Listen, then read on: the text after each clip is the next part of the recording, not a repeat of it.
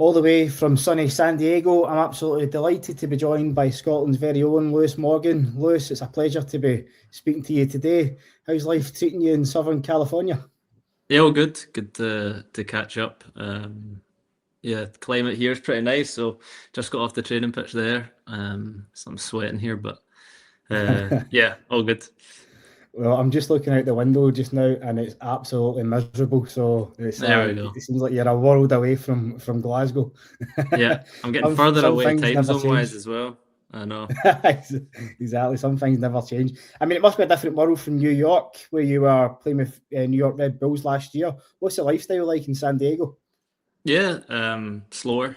Obviously, it's climate wise, everything's different. I've obviously it's the third different state I've played in. I feel like everyone's their own sort of country, their own sort of world. So big change from New York and how fast paced life was there to come here, and it's a lot more relaxed. But yeah, enjoying it.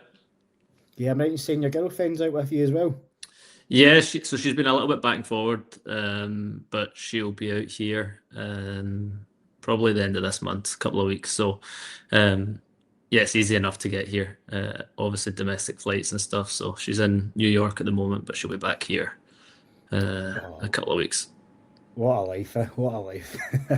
Sounds amazing. I mean, what was the kind of reasoning behind your move then, Lewis? I mean, you were a hugely popular player at New York Red Bulls. I was saying just off air there, that the last time I saw you, I was actually in New York, and we had a catch up after you ripped apart Inter Miami and Sergio Busquets and Jordi Alba and Luis Suarez, all the big names, and you scored a hat trick against them. I think that was a couple of years ago. So Yeah, you were such a hugely popular player with New York Red Bulls, and I'm looking at your some of your accolades. I think you scored 31 goals. You were named the most valuable player, MLS Comeback Player of the Year in 2024. You finished as top scorer. So I think you ticked about every box there. So what made you leave the Big Apple? yeah, love my time there. I think it's just football. It's very rare these days that you stay at a club for a prolonged period of time, and I was fortunate enough to have 4 years in New York, and by and large was pretty successful there. And just the manner of this league as well, like there's always transfers going on inside the league and cap space, and I feel like New York Red Bulls were sort of coming to the end of the cycle with some of the guys that had been there for going up to the MLS Cup final run and stuff. And I think from their perspective, it was just about resetting and building again. And a lot of the guys who had brought a lot of success to the club moved on. It wasn't just myself. And fortunately enough, I managed to quickly get the move done here. And when San Diego were interested, obviously it was a no-brainer. And you're coming to a team that was firing on all cylinders last year, and to be a part of it was a really good landing spot, obviously, because in this league you don't always have full say in where you go. So to come to a place like this, and as soon as I heard of the interest, I thought it'd be a really, really exciting journey. And I think also with the injury stuff, just sometimes getting a fresh start and Yeah. going elsewhere, because obviously missed all of last year, and you're doing all your rehab in the one space, and sometimes gets a little bit repetitive. And I think just new change of scenery and fresh start was probably what everyone was looking for. And had obviously a great time at Red Bulls. Wish them all the best, and I think we play them this year as well. So looking forward to that one. That'll be interesting. I know that San Diego are a relatively new MLS franchise. I think their debut season was last year, and like you say, I think they finished top of the conference. Does San Diego, does this club, did they inspire to be the next Inter Miami? What is the project here?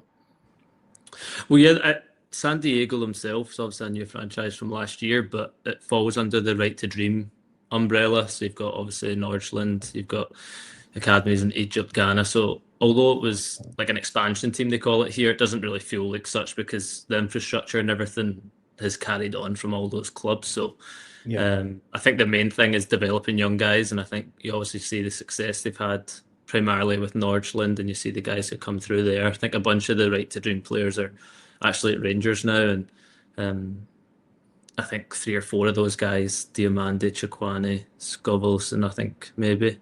I might be wrong on him.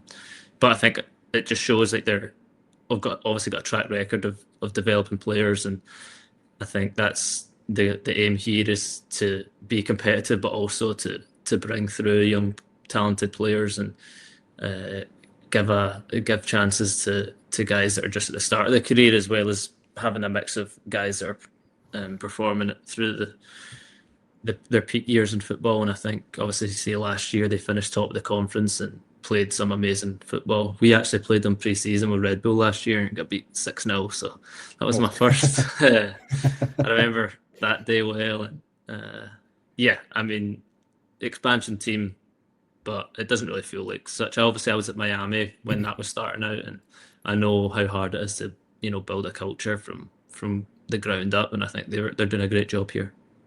Yeah, and I know you had a difficult year with your knee injury, and then I think you had a hamstring issue as well, Lewis. How are you feeling now? Yeah, I'm feeling good. Yeah, it was knee injury and then quad, but to be honest, it was all knee related. I think it was just a freak accident I had in pre-season last year. Had a surgery on my knee, and just the rehab and comeback process of that was really difficult, and it's still something I'm working through. But gradually, obviously, I missed pre-season this year. I was basically out for a year, Yeah, and it's just building up from there and building match fitness and getting over it. And obviously, I'm on the right track now. I've managed to stay back on the pitch, and we're increasing my match minutes, and um, hopefully I'm back to 100% in the near future. But I'm in a good spot. yeah, glad to hear that, mate. Glad to hear that. What are your kind of long-term plans? Do you plan to stay out in the States for as long as possible, or do you have ambitions to return to Europe and play one day? I'd love to stay out here. I think it's a league that suits me, and obviously now that I've got this new chapter at San Diego, I didn't want to come here and play a year and leave. I was coming here for the hopefully for the long term to do well for the club and stay here longer. But obviously, you never know in football. It's really all down to how you do as a player. That's going to determine where you are and what options you're going to have. But I'm excited to be here, happy to be here. Would love to obviously stay here for a number of years. It's not something I ever think about in terms of leaving a club when I'm there or going elsewhere. It's just about doing the best for the club I'm at now, and um, hopefully you end up staying there. That's sort of my ambition is to do well here, get a new contract here, and um, yeah, just focus on obviously the day to day in the games here. Brilliant. I mean, I got a bit of a shock when I found out that you're 29, because in my mind you're still that rising star who everyone was talking about at St Mirren. If we kind of go back to the start of your career, Lewis, what was it like making the breakthrough at St Mirren? Because you played so many games at such a young age, it must have been the ideal place for your development.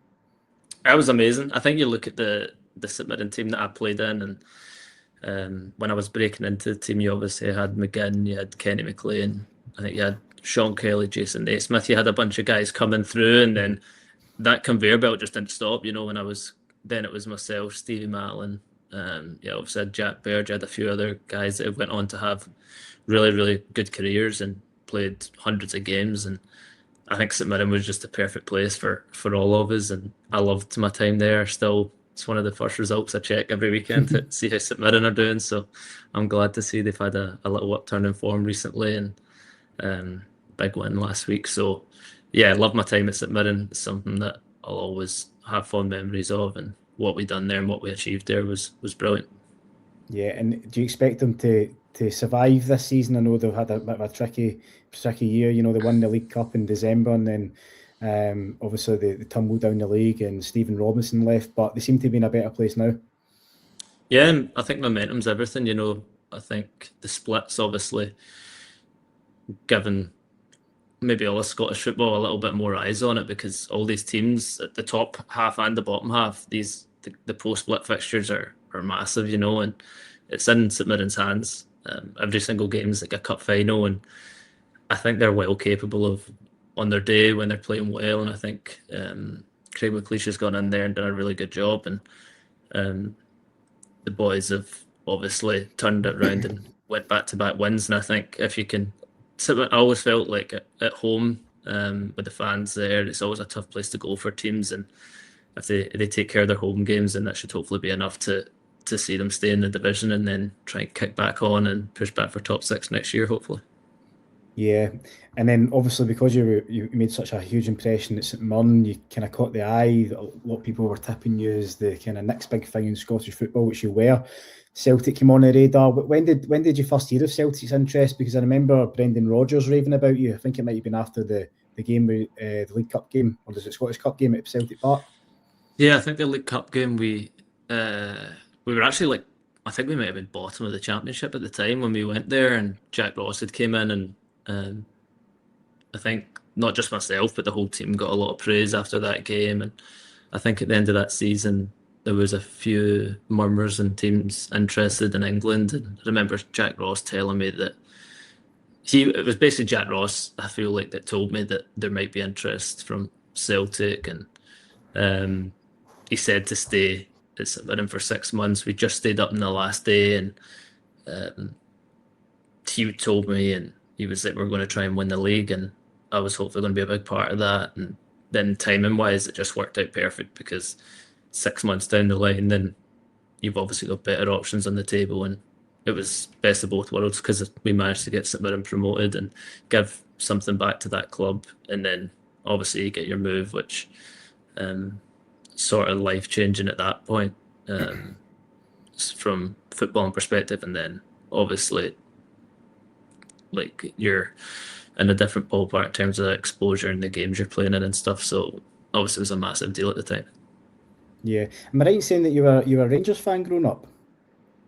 Yeah, Yeah. obviously pretty controversial. I mean, I was I was never going to come out and lie and say, "Oh, supported Celtic." You know, Scotland's a goldfish bowl. You would have been, I would have been outed in 5 minutes if I said that. So, um, but I feel like when you're a footballer, it's obviously completely different, and your job every day is to try and do the best for the club that um, is employing you, and that's really how I thought about it was from a football development standpoint and playing.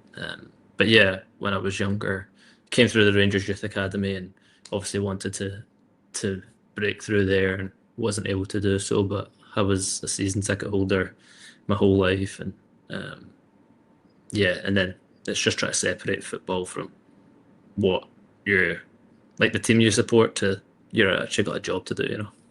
Yeah, I mean that's the thing. We've seen guys like Scott Allen play for Celtic and Ross McCormack play for Rangers. It's probably more common than fans think.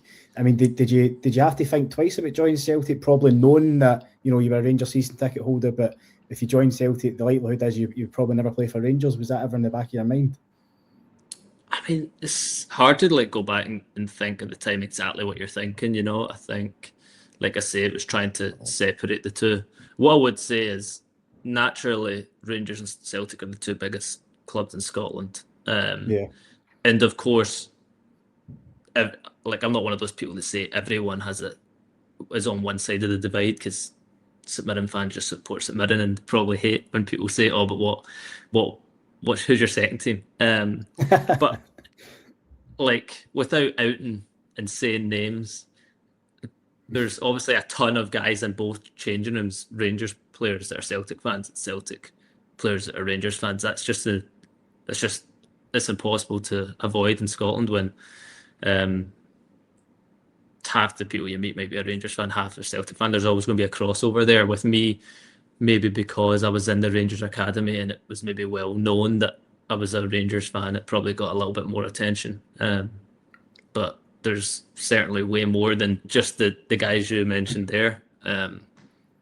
There's hundreds more that people maybe don't know of. But yeah, like I say, when you're at a club, you're just trying to do the best you can for that team. And of course, I know that now that probably closed the door to that. But I was also at Rangers for 8, 9 years and was released it from there. So maybe at the time there was, if I think back on it, maybe it was wanting to prove people wrong that were there at the time that had deemed me not good enough. So, but I can't really remember in terms of what I was exactly feeling at the time. But probably was just from a developmental standpoint, wanting to go somewhere that I was going to learn and get better as a player. Yeah. Did you get any stick from your friends or family or even guys in the dressing room? Because I assume it would have probably felt slightly odd pulling on a green and white jersey. Or did you Yeah, quickly get used to definitely it? from friends and family for sure. But like I say, like in the changing room, there might be 5, 6 guys that are in the same position as me, so it's not uncommon when you're in the changing room. So I don't think I ever got any stick from the guys in the dressing room, but definitely from friends and family would have been probably shocked, and then I'm sure they were giving me a bit at the time, but I can't even really remember, to be honest.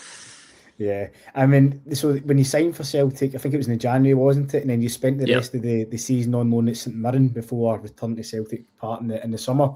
Were you when you joined Celtic for your first pre-season, were you surprised by the step up in level? Because I think after 6 months you were loaned out to Sunderland for a bit to try and get a bit more game time. Yeah, I mean, I actually feel like when I got there, I'd started really, really well, and then unfortunately I needed knee surgery out of nowhere.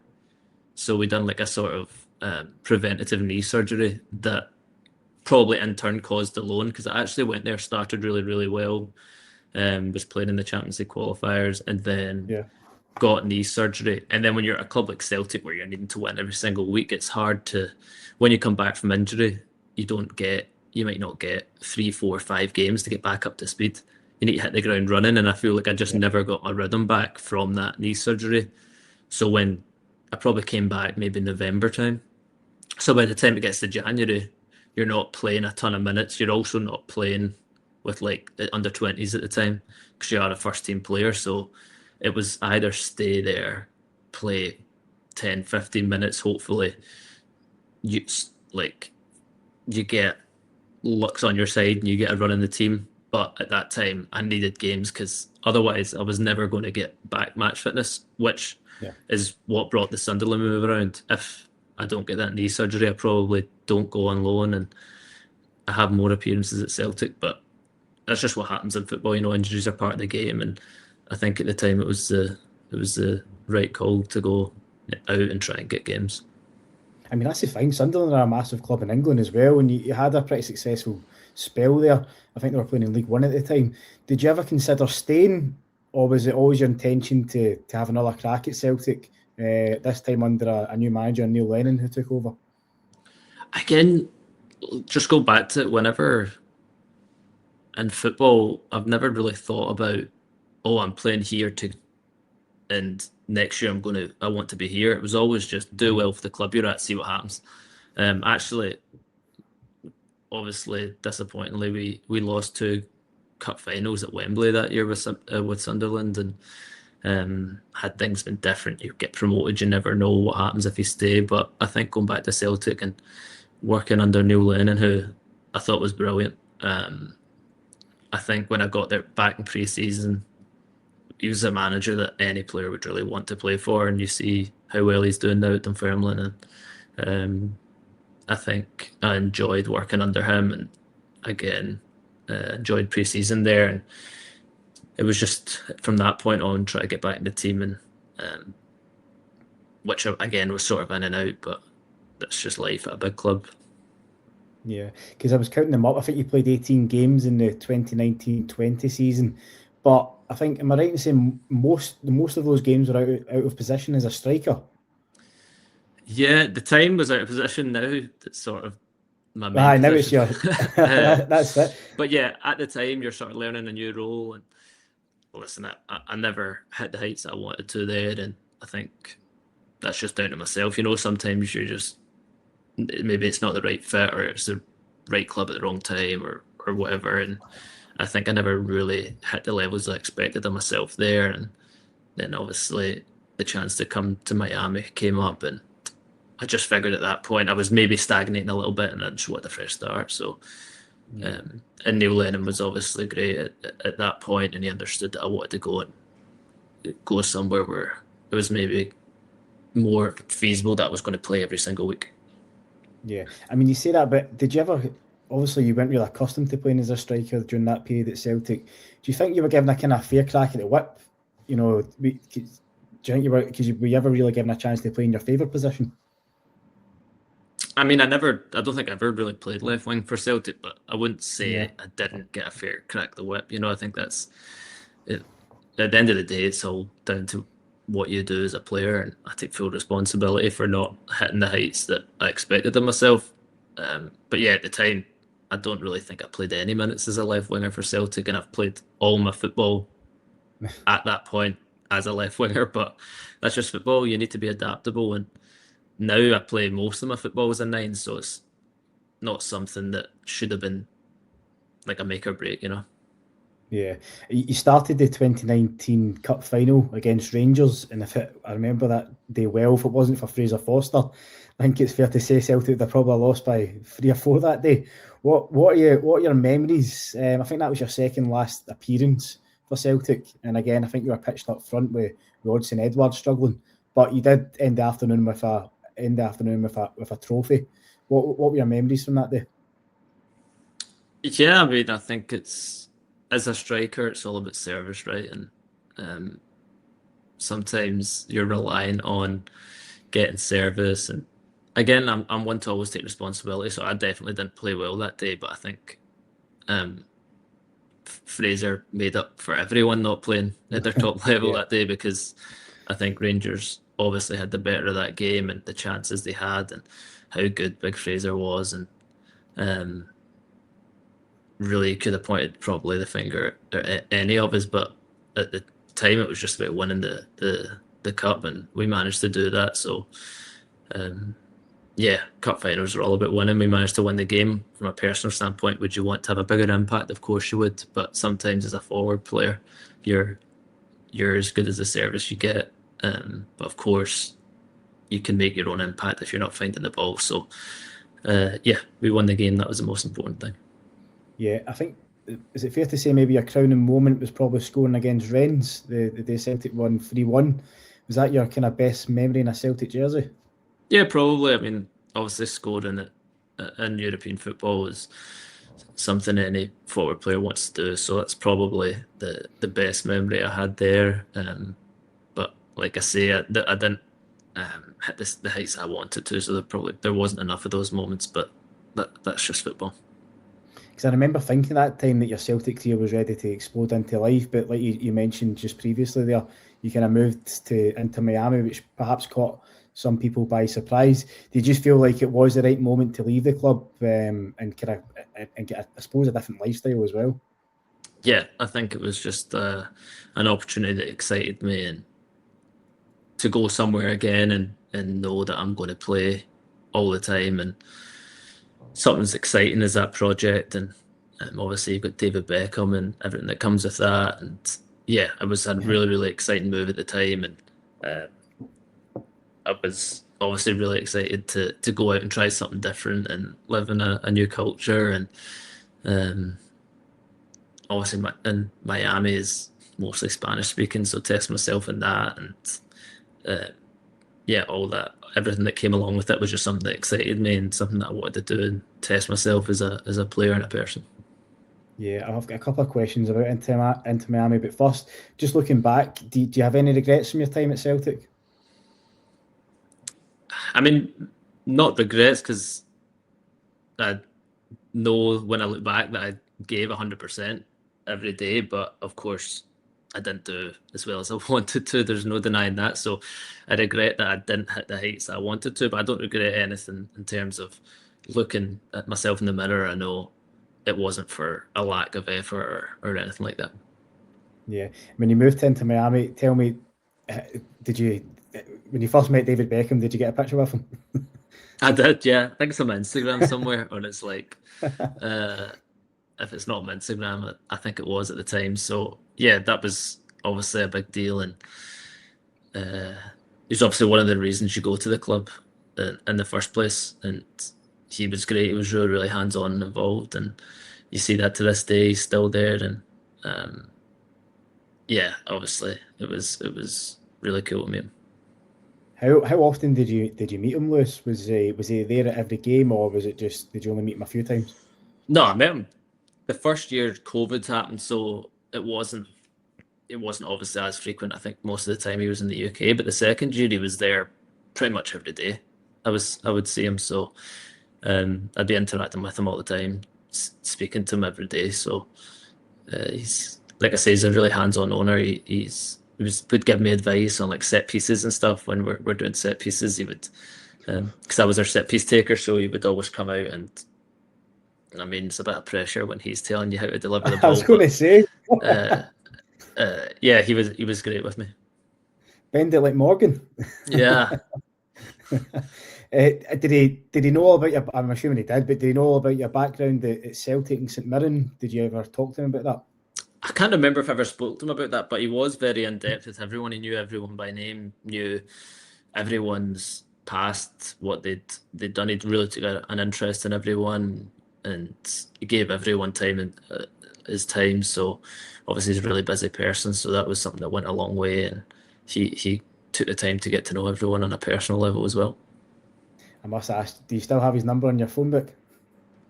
Nah, he probably changes his phone regularly. So if I ever speak to him, I usually message him on Instagram. So so there's no prank calls in? No, that's usually the best way to get hold of him, is giving him a message on Instagram or something. But we'll message here and there. That's not bad. David Beckham following you on Instagram.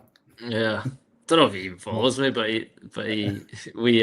sometimes we'll exchange messages on there. That's brilliant. Just in terms of your international career, Lewis, I think you've got 7 caps. You were recalled into the squad for Euro 2024. Do you still have ambitions to play for Scotland? I suppose that's a daft question, but obviously you will. Yeah. But is there still a part of you? Is there a part of you that's maybe disappointed that you've not been involved leading up to the World Cup? I know you've been injured, of course, which has obviously had a big part to play in that. Oh yeah, no disappointment in not being involved, because I've not been available to be involved. You know, I literally just came back and started playing.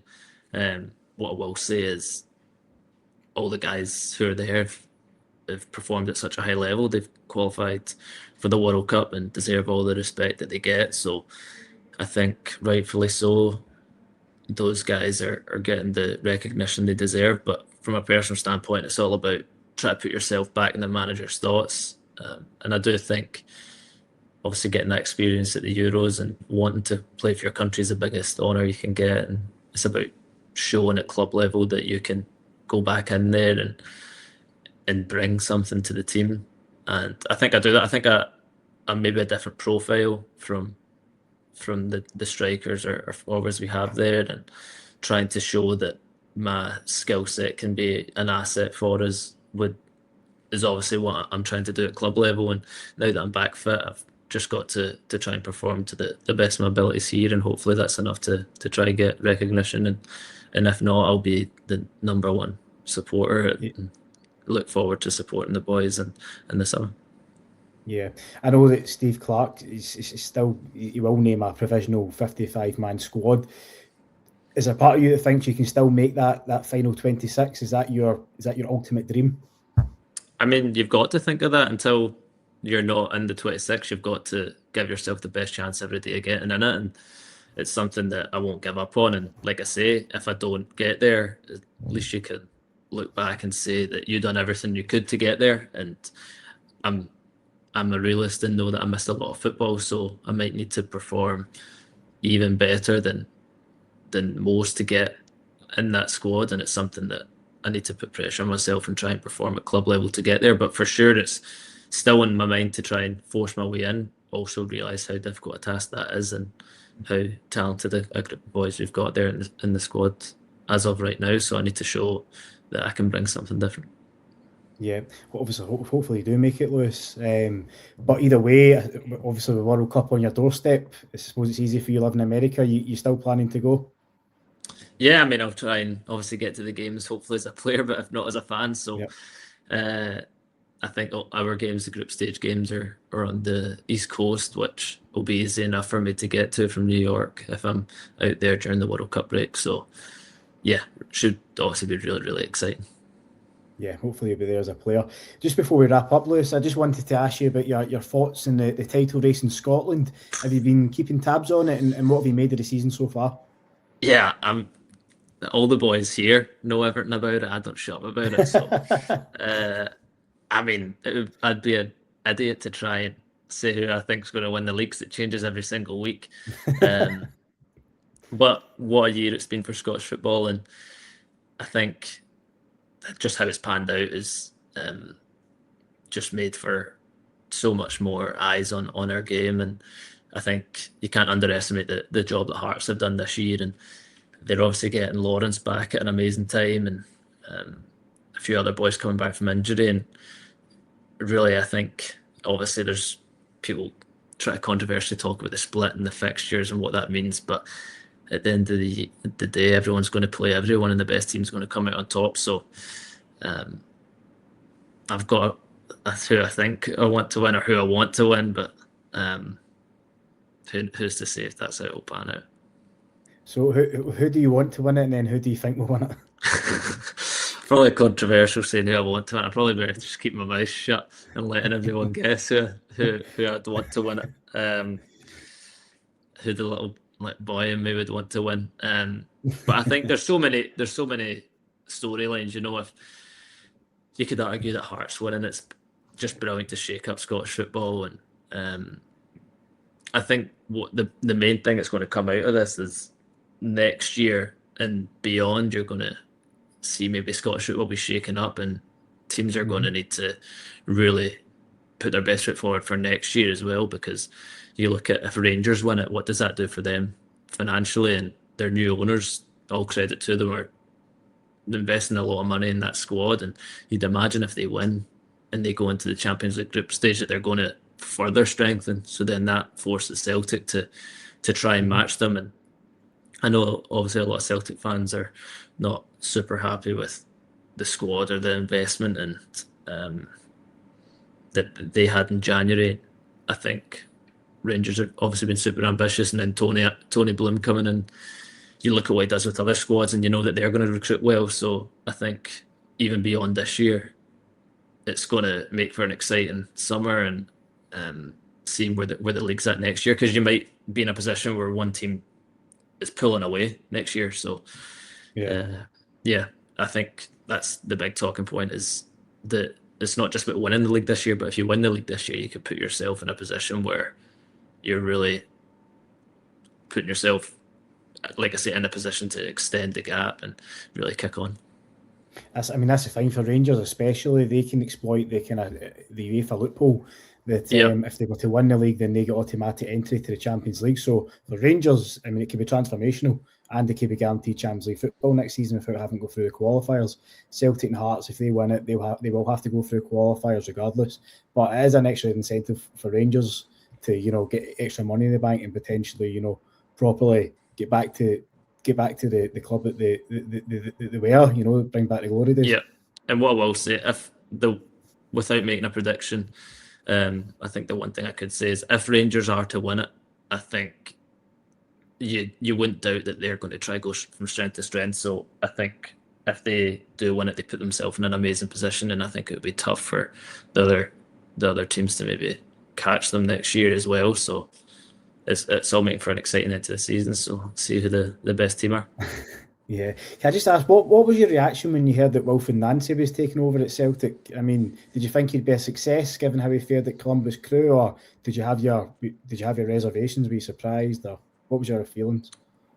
I didn't really know. I didn't really think that much of it. He'd done really, really well here, but we all know it's a completely different ball game, and you're playing against teams that play a low block in Scotland, so maybe his football, when you think back on it and trying to suck teams out of possession and then play through the lines, wasn't going to work when most teams play through like a low block in Scotland against Rangers and Celtic. But I think his biggest thing was the finishing quality he had at Celtic at the time, because I think they created enough chances, but I mean, with better finishing, he might still be their manager. So yeah, it's just like I say, for myself, I was probably in the wrong place at the right club at the wrong time, and maybe that was the same for him. Aye, that's a fair point. Seeing just in terms of the talent out in the MLS, Lewis, are there any hidden gems out there that you think Celtic Rangers should be looking at? A ton. I think the young players coming through in this league are ceilings are massive, and you're seeing players go from this league to massive clubs now. And I think Villarreal are one that a couple of guys have gone to. And when you see La Liga teams buying players from here, there's no reason why Rangers and Celtic shouldn't keep an eye on it, and maybe Rangers with American owners will maybe start to do so. So yeah, I think there's a ton of guys out here that would improve those sides. Yeah, and finally, Lewis, I think since you joined Celtic in 2018, I think Celtic have only signed like maybe a handful of players from the Scottish Premiership. I was counting up. I think they've only signed 7 actually. Do you think that Celtic and Rangers are guilty of overlooking local talent? Probably. And I think it's also a case that maybe local talent are wanting to go elsewhere, and they see the success of some guys going to Italy, obviously, primarily, but some of the younger players are probably looking at the success that some of the guys are having going to European leagues, and maybe they're instructing their agents or whatever to look at those clubs. So I think there's obviously, you want a good Scottish core of players who know what it means, and I think it's important to have that. But I mean, it could also be from a player standpoint, want to test themselves in different leagues, because whenever a Scottish player is moving to one of those teams, that the first warning you get is that you're not going to play, and you should maybe go somewhere else. So it's probably a multitude of factors, but I think, yeah, obviously you want to see the best Scottish players stay in Scotland and play for those clubs, but all credit to the guys that want to go abroad and test themselves and develop in that way. Yeah, and my final question was going to be, do you think that the old firm still kind of holds that same pull as they did maybe 10, 15 years ago? If you were breaking through right now in the old firm plus clubs in, I don't know, down south for chasing your signature, where would you go? Or even if clubs abroad were chasing your signature, like you mentioned with the Italian teams, what path would you go down? If clubs abroad were looking at me, I'd probably think from a developmental standpoint, it might be better to go there. But if you're saying in the UK, I think Rangers and Celtic are a bigger pool than 99% of the clubs in the UK, so I'd probably still go there. And especially if you put your fan head on, you're obviously going to want to play for those clubs. Yeah. Very interesting. Thanks very much for your time, Lewis. All right. It's been absolutely brilliant. No, it's been brilliant catching up with you. It. Yeah, likewise.